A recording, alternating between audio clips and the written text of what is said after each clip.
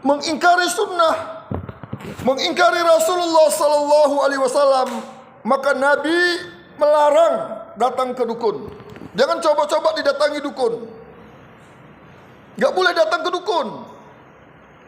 Atau antum jadi supir Grab, supir ojek, atau dirental mobil antum, Honda dirental, ini antarkan ke dukun ini. Jangan antarkan. Antum termasuk dapat dosa. Jadi kufar, sholatnya tidak diterima 40 malam.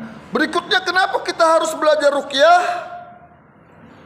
Karena Allah Subhanahu wa taala mengatakan dalam Al-Quran surah An-Nisa ayat 48, Innallaha la yaghfiru ay yushraka bih wa yaghfiru ma duna dzalika liman yasha wa may yusyrik billahi faqad iftara itsman azima.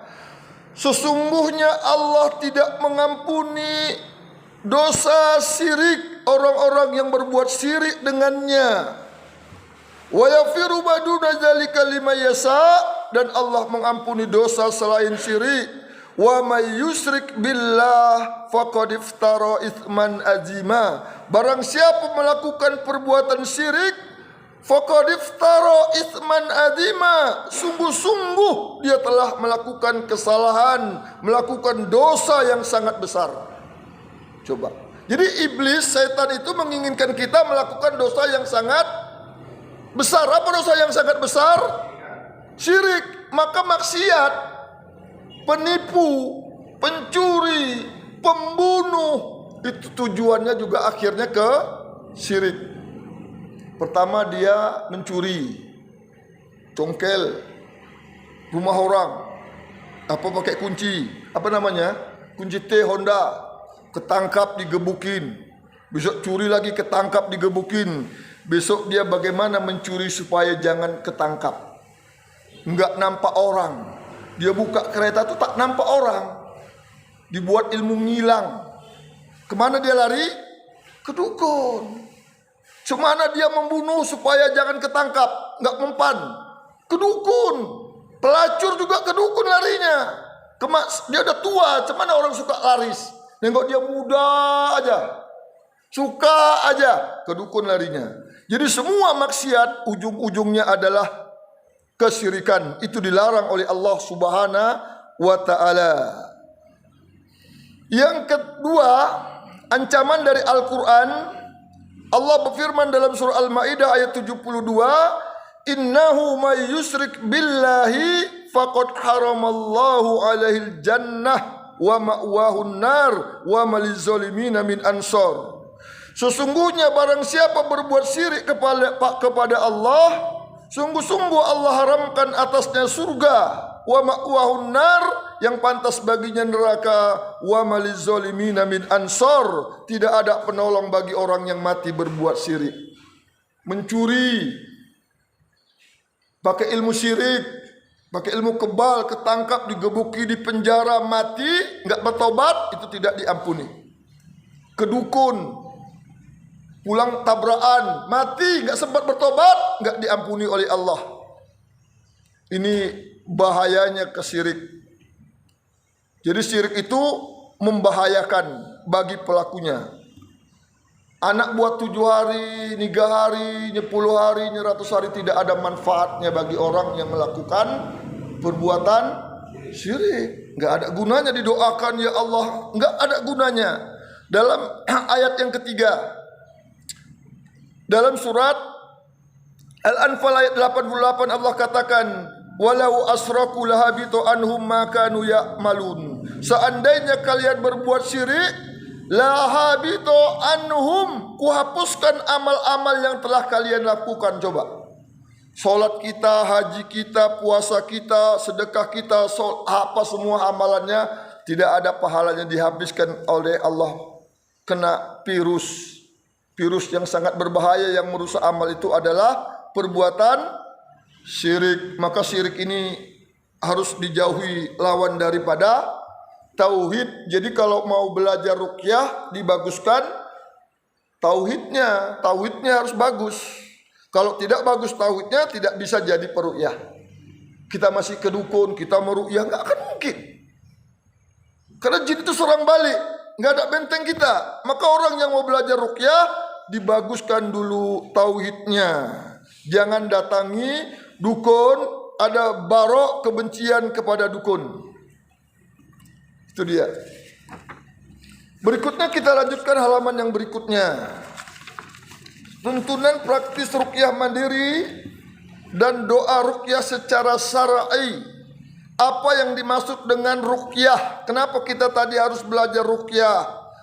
Ruqyah itu adalah secara istilah doa yang dibacakan oleh seseorang untuk mengobati penyakit dan menghilangkan gangguan jin serta sihir dengan menggunakan ayat-ayat Al-Quran dan doa-doa yang bersumber dari hadis-hadis Rasulullah Sallallahu Alaihi Wasallam yang dapat dipahami maknanya selama tidak mengandung unsur-unsur kesyirikan. Jadi ruqyah itu adalah doa. Jadi orang yang minta diruqyah adalah orang yang minta didoakan. Boleh kita minta didoakan? Boleh kita minta didoakan? Boleh. Kalau orang itu hidup, boleh kita minta sama orang hidup. Yang orang hidup itu mampu untuk memberinya. Minta doa boleh, minta angkatkan ini air boleh. Yang tidak boleh yang orang itu tidak mampu untuk melakukannya. Apa misalnya? Minta jodoh, minta rezeki, minta sembuh, minta hidayah, tidak boleh kepada manusia. Itu hak Allah Subhanahu wa ta'ala. Jadi kalau dia ruqyah itu yang dilarang, minta ruqyah yang tercela adalah ruqyah syirki, ruqyah syirik. Apa yang dimaksud dengan ruqyah syirik? Ruqyah syirik adalah ruqyah yang tidak bersumber dari Al-Quran. Dia pakai bahasa Batak, hai dormaku si coles-coles ku sebut namamu bagai mentari. Macam-macam sambungan yang lain. Ini ditaruh di bonbon. Kalau dimakannya orang itu tergila-gila sama kita misalnya.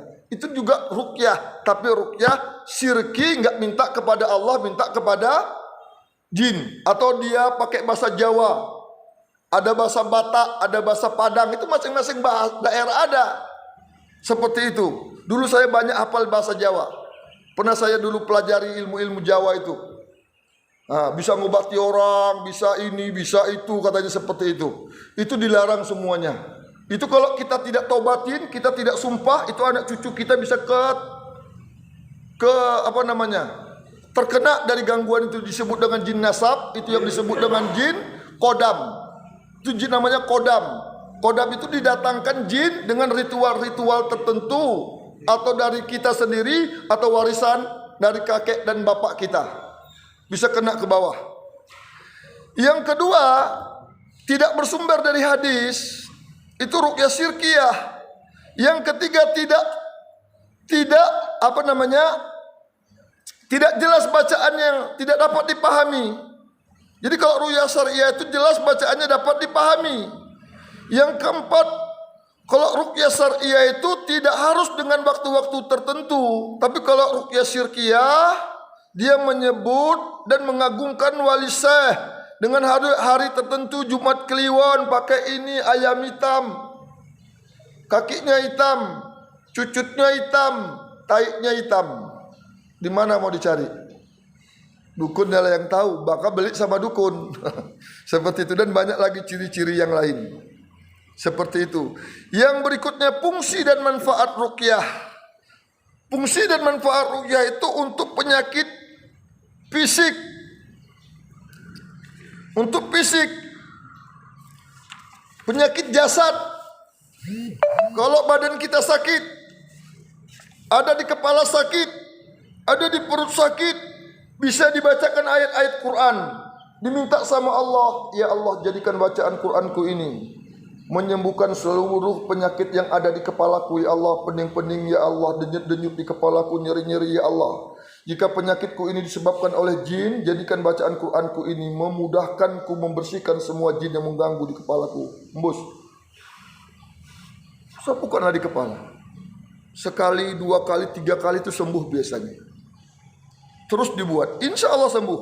Karena ada dalam hadisnya sangat panjang dari Utsman bin Abdul As Ats-Tsaqafi radhiyallahu anhu, bahwa ia mengeluh kepada Rasulullah sallallahu alaihi wasallam tentang rasa sakit pada badannya ketika dia masuk Islam. Jadi ketika masuk Islam, Utsman badan itu kayaknya lemas, sakit, apa namanya, sendi-sendi itu. Kalau kita bilang sakit apalah sekarang, asam urat, hilang tenaga, gak enak badannya. Maka dia datangi Rasulullah. Dia datang kepada Rasulullah.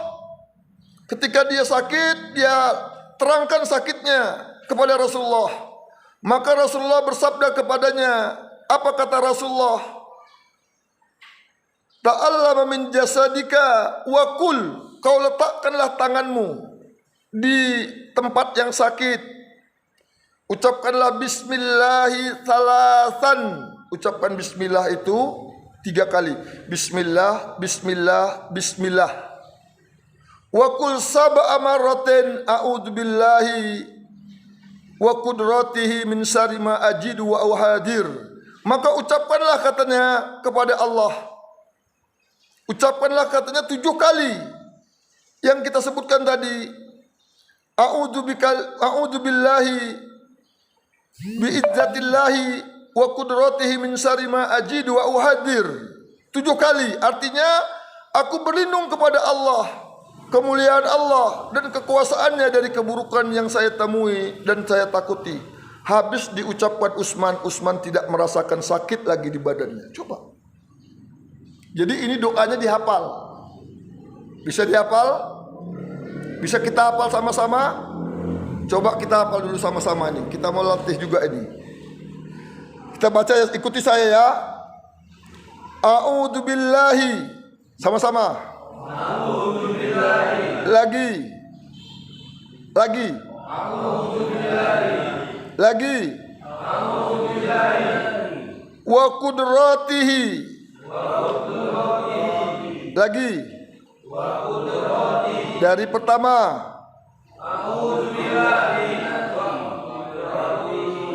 A'udzu billahi wa qudratihi.